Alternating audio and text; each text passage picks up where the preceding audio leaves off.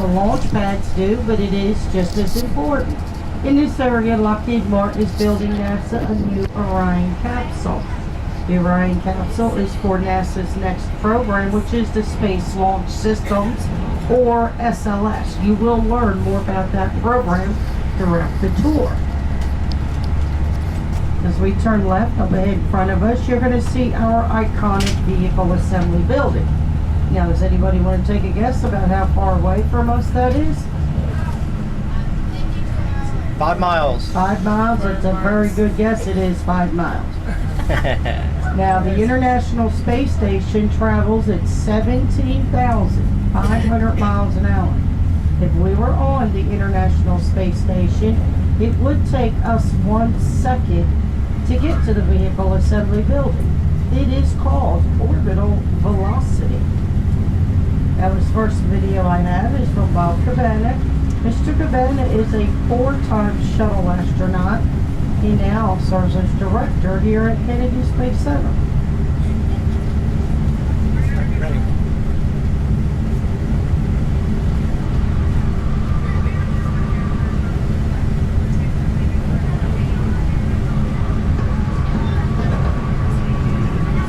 Hi, I'm Bob Cabana, and it's my pleasure to welcome you to NASA's John F. Kennedy Space Center. From launching the first Americans into space to launching humans to the moon, we've launched and carried the dreams of a nation. None of it would have been possible without the tremendous team that made it happen here on the Space Coast, that has made possible the launch of every American vehicle that carried a crew into space since that first flight 50 years ago. During this tour, you'll get a unique, behind-the-scenes look at how America wrote many significant chapters in human and robotic space history. Most recently, the Space Shuttle program that launched 135 missions, culminated in the assembly of the International Space Station in low Earth orbit. The station is truly an engineering marvel and a testament to what we can accomplish when we all work together. I think one of the most enduring legacies will be the international cooperation that we've achieved in building and operating. It's provided us the framework for how we will move forward as we explore beyond our home planet. Not as explorers from any one country, but as explorers from planet Earth. You're visiting the center at a very exciting time.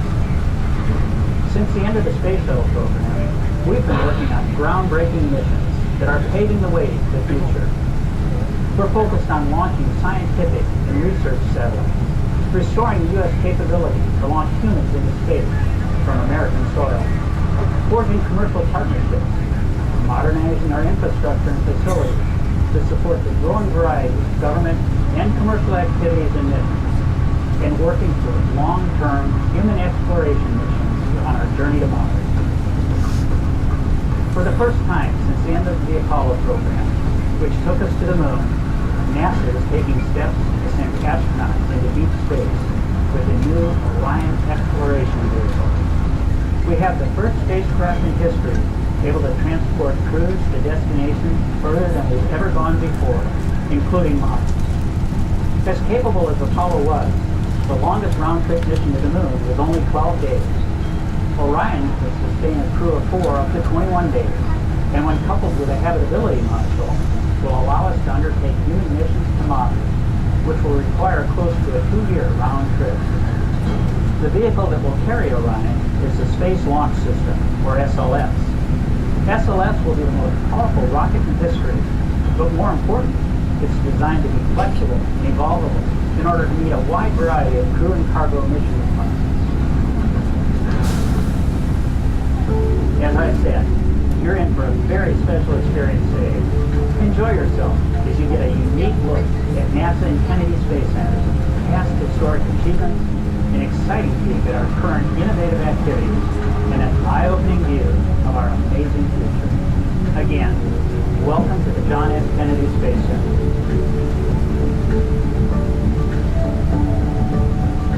See that flag? Alright, listen while she says.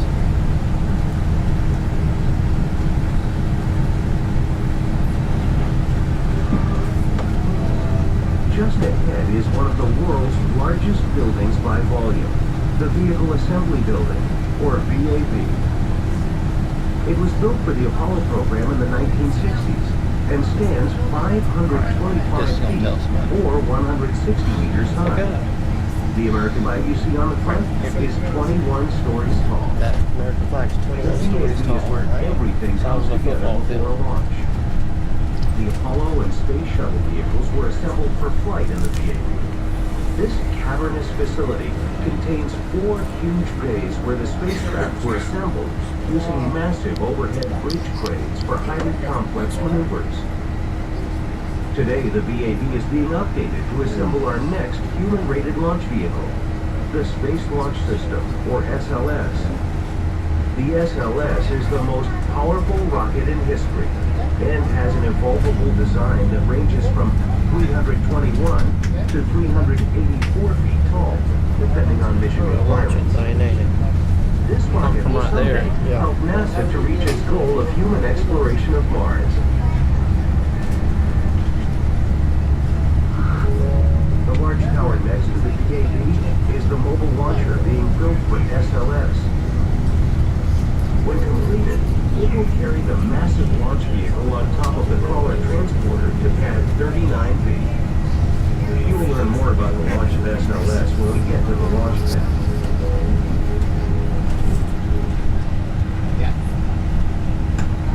Okay, I'm going to pause this video for a minute. On your right, you're going to see one of our crawler transporters. Our crawlers are used to move mobile launch platforms around. You're going to see, we do have 2 crawlers. You're going to see our second crawler just a little later on. Once again, our crawlers have 8 tracks. Each one of those tracks has 57 cleats. I'll talk more about the other crawlers. Big building. Crawlers right up around the corner. Up ahead in front of us, there are 2 mobile launch platforms. This smaller mobile launch platform right here is from the shuttle program. This is what the shuttles would sit on when they were launched. This mobile launch platform weighs 9 million pounds. As we get alongside, look underneath, you'll see 3 openings. 2 of those openings were for the solid rocket booster's exhaust. That bigger opening was for the 3 main engines exhaust. Now up ahead in front of us is another mobile launch platform that is being built for NASA's new space launch systems, and it will support the assembly, testing, servicing, and launch of NASA's next spacecraft. This mobile launch platform weighs over 10 million pounds. As we get alongside, same thing underneath, you'll see a big opening. That is for the solid rocket booster's exhaust and the 4 main engines exhaust. Now, as soon as we turn this corner, you're going to see our... As soon as we turn the corner, you're going to see our second crawler transporters. Now, how this works, these 2 mobile launch platforms that I just showed you, this is just the staging area. Our crawler transporters come up underneath these mobile launch platforms. The crawler will lift up the mobile launch platform, take it into the vehicle assembly building. They will attach the vehicle, then the crawler will take them both out to the launch pad. If you can see, they're getting ready to put this crawler up underneath this mobile launch platform. Now, once again, our crawlers we need to remain seated, please, while the bus is moving. Our crawlers were the largest tracked vehicles ever built. Our crawlers weigh 6 million pounds, and they have a fuel consumption of 32 feet per gallon. And when the crawler is loaded with a mobile launch platform, it travels at 1 mile an hour. After it drops the mobile launch platform off of the launch pad, it can hightail it back at 2 miles an hour. Now, coming up on your right is that small white building with the slanted windows, just like you see on the monitors. That is Launch Control Center. The video is going to continue with Launch Control Center. Adjacent to the VAB is the Launch Control Center. The distinctly shaped 4-story building which houses the launch team. This is where the ground controllers, engineers, and launch director monitor the spacecraft and manage all the activities leading up to launch.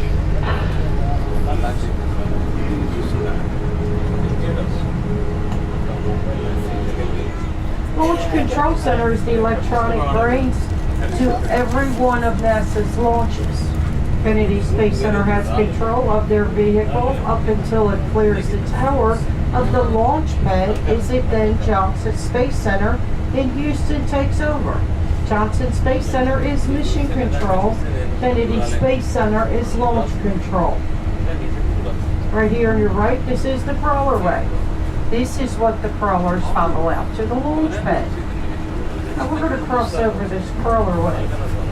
As we cross over the crawler way, look to your left. Our crawlers straddle that grassy area in the middle. We're going to follow this crawler way all the way out to launch pad 39A, which is 3.5 miles from the vehicle assembly building.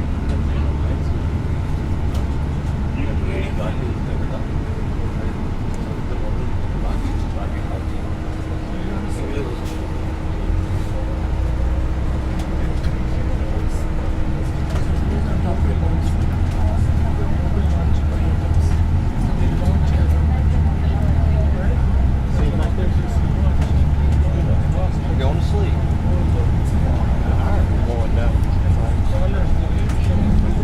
We are now approaching launch pad 39A. It was constructed for the Apollo program and is where all 12 moonwalkers began their historic journeys. You'll learn more about the Apollo program when you get to the Apollo Saturn V Center. Following the end of the Apollo program, Pad 39A was the site that launched Skylab, the first U.S. space station to orbit the Earth on May 14, 1973. Skylab provided American That's that magic band. That's that magic band. during 1973 and 1974, three Skylab crews were launched on missions of 28, 59, and 84 days. The first space mission was launched from here on April 12, 1981.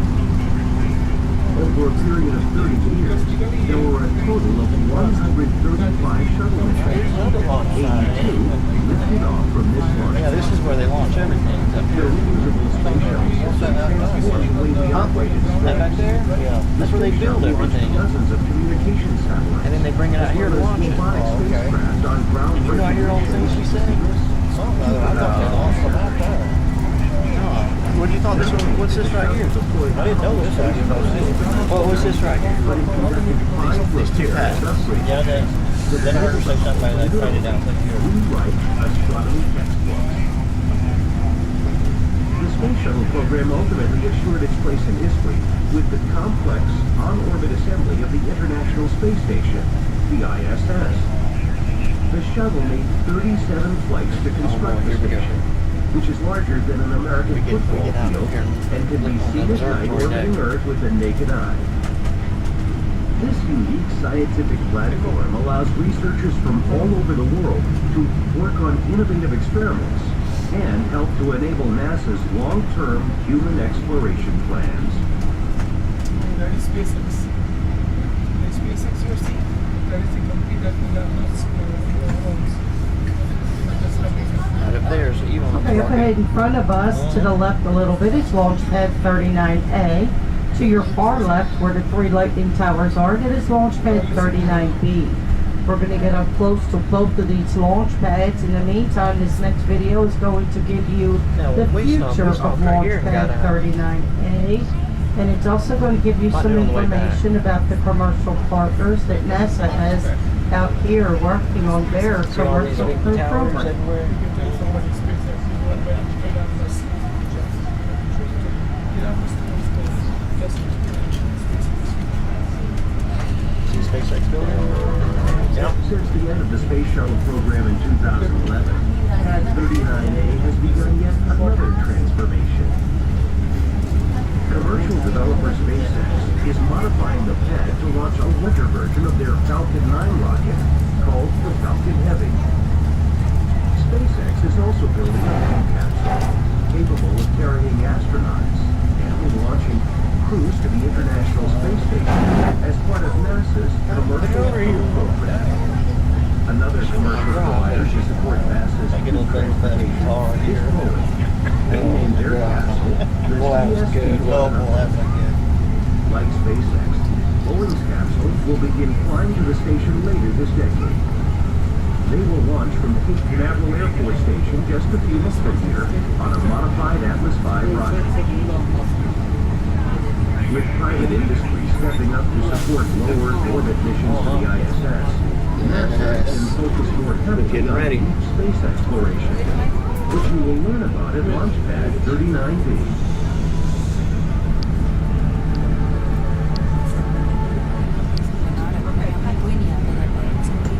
Today was leased to SpaceX. SpaceX was started by Elon Musk, who is the founder of PayPal and Tesla Motors. Now what SpaceX did up here, they built this white building. This is a horizontal integration facility. This facility allows SpaceX to assemble their rockets horizontally, whereas NASA does theirs vertically.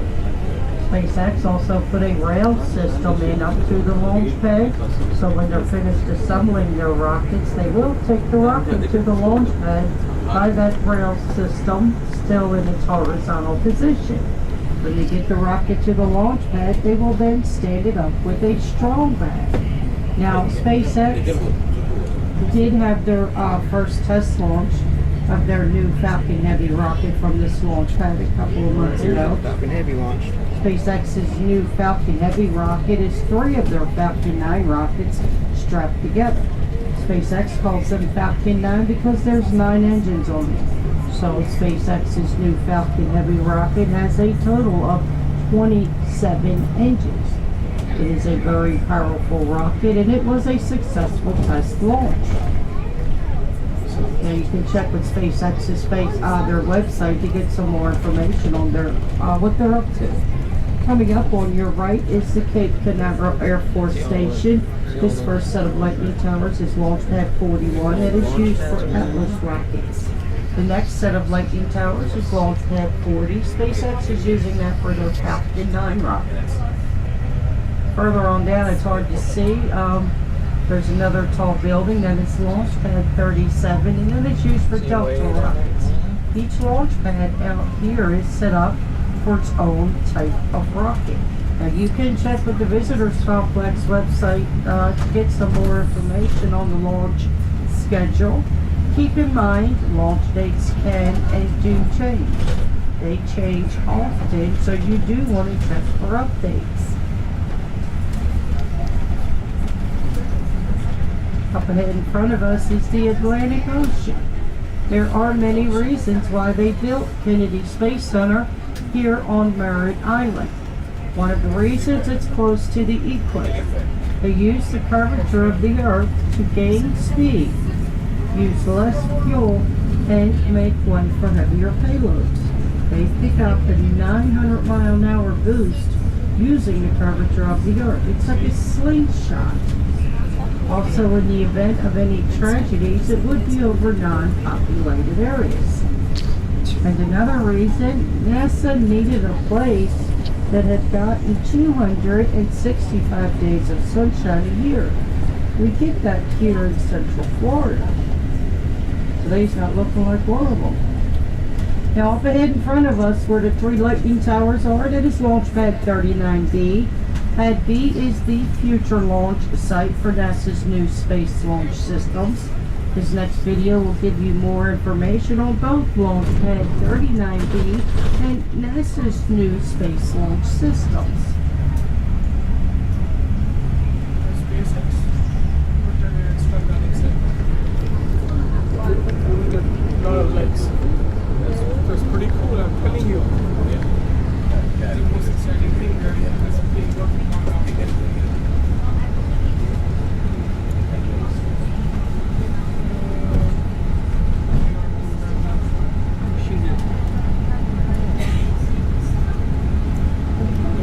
Nowhere else on TSC is preparation for the future as obvious as at Launch Pad 39B.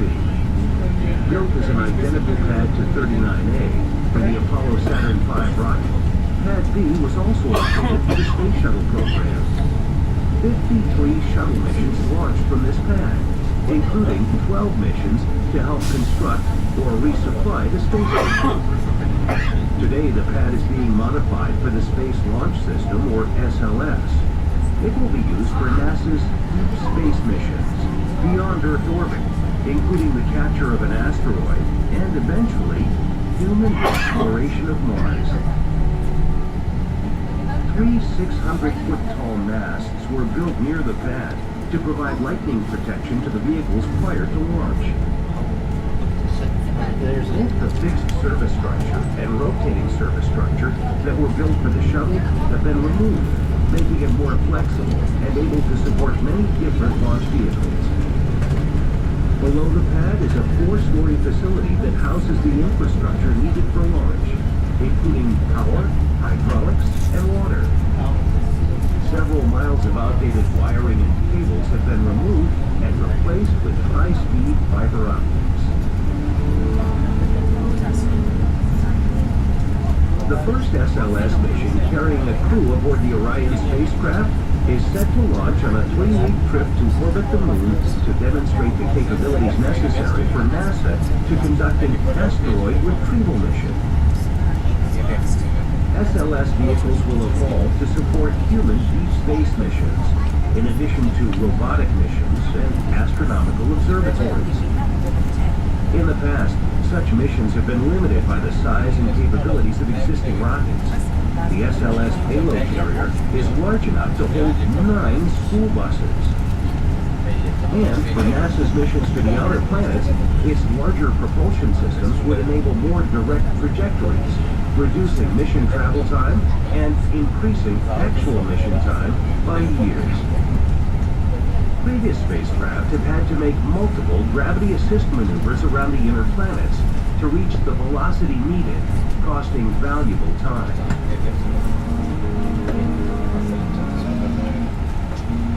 This is Launchpad 39B. At one time, both pads A and B were identical launch pads. They were both set up for the shuttle program. The shuttle structure was removed. This clean pad design makes way for many different types of rockets. This will be NASA's Universal Launch Complex.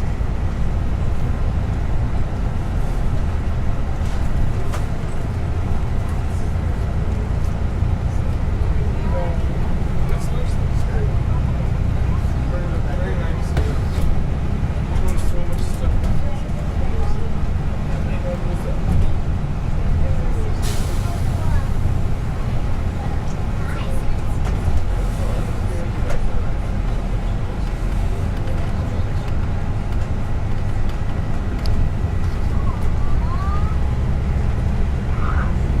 Okay, the crawlerway is in front of us. Follow the crawlerway all the way up to the launch pad.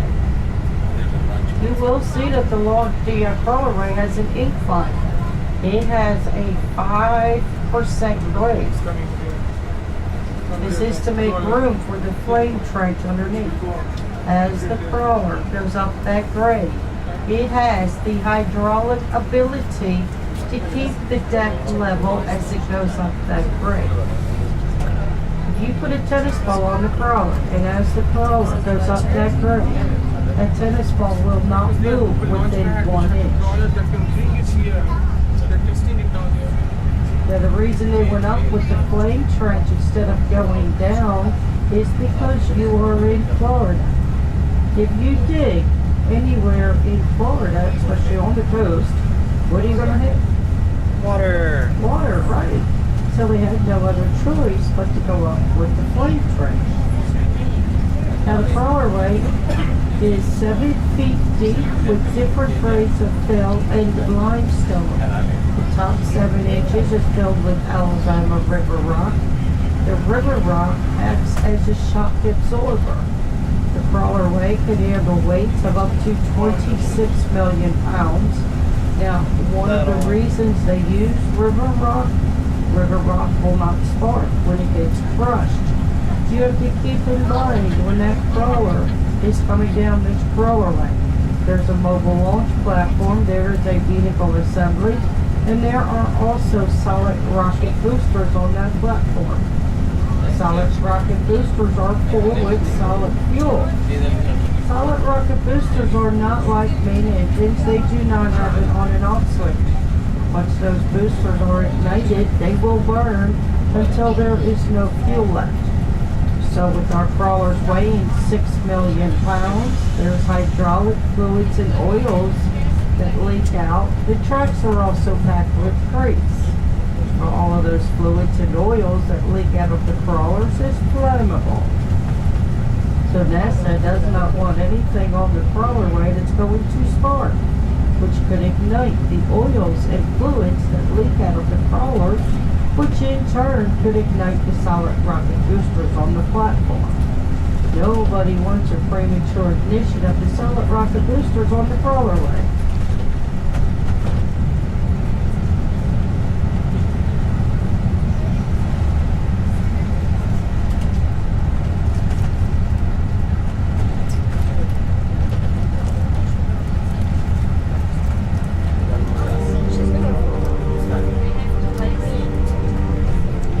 Better be getting off right here. We explore to gain knowledge, to push the boundaries of possibility, and reveal the unknown. We seek to discover, find answers here on Earth and in space. Was Mars once an Earth-like planet with water and an atmosphere? What happened? Can the same thing happen here on Earth? What about asteroids? Take that Is there something we can do to prevent a big one from colliding with Earth? We can go to Mars in our lifetime and answer some of humanity's fundamental questions about life beyond Earth. Robots are doing great work exploring our solar system, but eventually, we want to be able to put a person on the ground.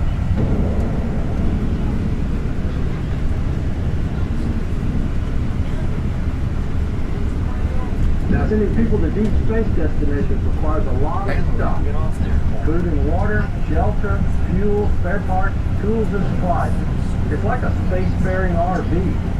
The farther you go and the longer the trip, the more you need, and that means moving a lot of mass. So when you talk about getting past the pull of Earth's gravity, you need a bigger, more powerful rocket.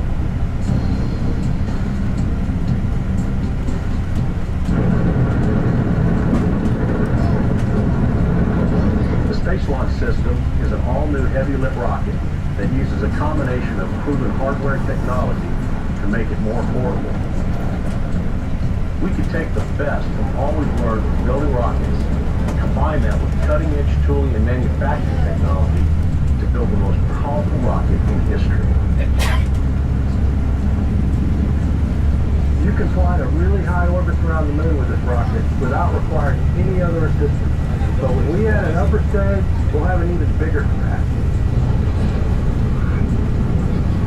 The larger evolved version of SOS can carry a habitat, larger solar arrays, additional propulsion, you name it. It's really a versatile rocket.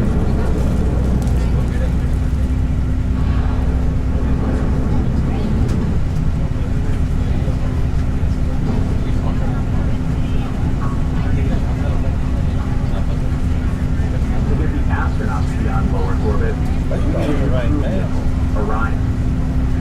The Orion spacecraft is a conical shape, like Apollo was. But it's actually larger than Apollo, and is capable of taking people farther into space than ever before. It can protect a crew of 4 for up to 21 days, and carry food, air, water, supplies, all the things the crew will need. Orion is the most advanced and versatile spacecraft ever made. It uses state-of-the-art technology, materials, and design processes based on more than 50 years of research and technology development. The first crew flight of Orion and the Space Launch System will be a flight around the moon during Exploration Mission 2. A crew of astronauts will launch on SOS, fly several orbits around the Earth, then perform a translunar injection, which will send them on a path from Earth orbit towards the moon.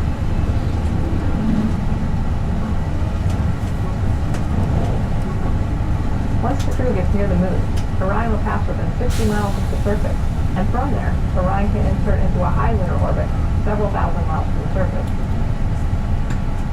On your left, you will see the American flag. At the base of that flagpole, there's a blue box, a big blue box. That is our new multimedia countdown clock. Our old famous countdown clock was retired. Matter of fact, everybody had to walk by our old famous countdown clock today when you entered the visitors complex. Also coming up on your left is our press site. This is where journalists watch every American space flight. Yeah.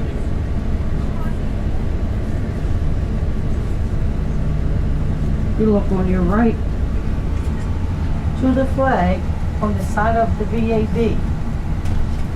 The flag is 209 feet by 110 feet. The stars are 6 feet wide from point to point. The stripes are about 8.5 feet wide. To give you a better idea, you can drive one of these buses up each stripe. The blue part is the size of a regulation basketball court. Coming up on your right, sitting on this red trailer, this is a full-scale model of the launch abort system for the Orion capsule. If they need to get that Orion capsule off the rocket for any reason, that system will shoot it away so it can parachute down to safety.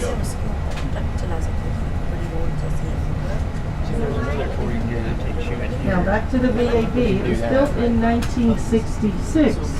It is the 6th or 7th largest building by volume, not by height, but it is the largest one-story building. The building is 525 feet, which comes out to 52.5 stories. Looking at the VAB, doesn't really look that big. That's because it's sitting there all by itself. You have nothing to compare it to.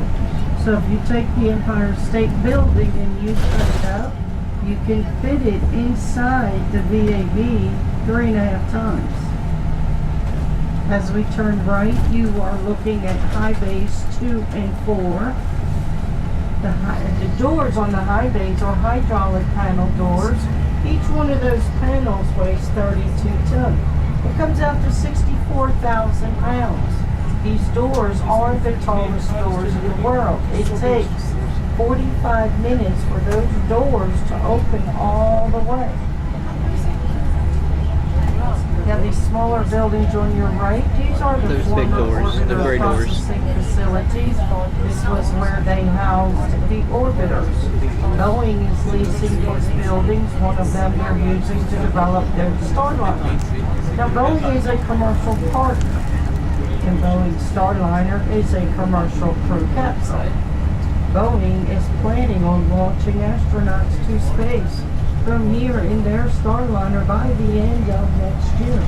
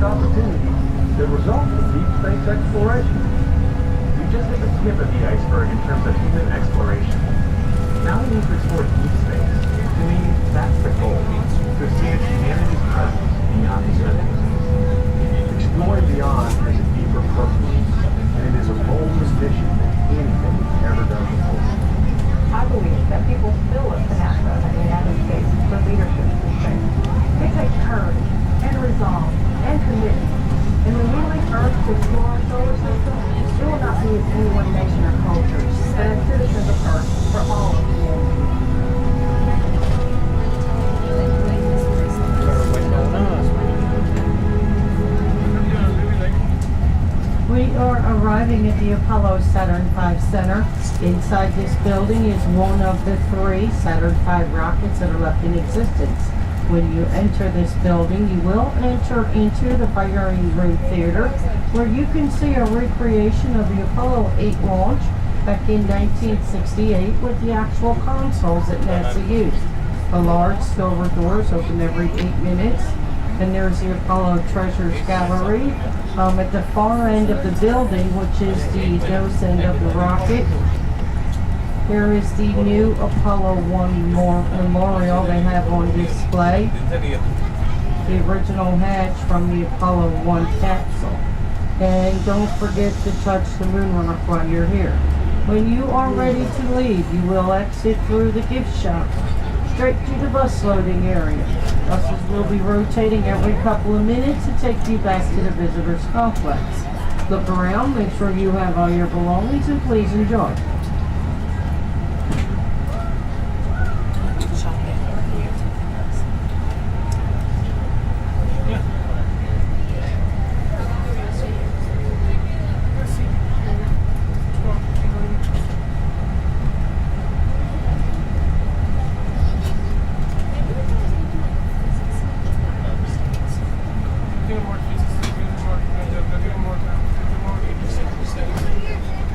You're not putting your mind into the small kids game.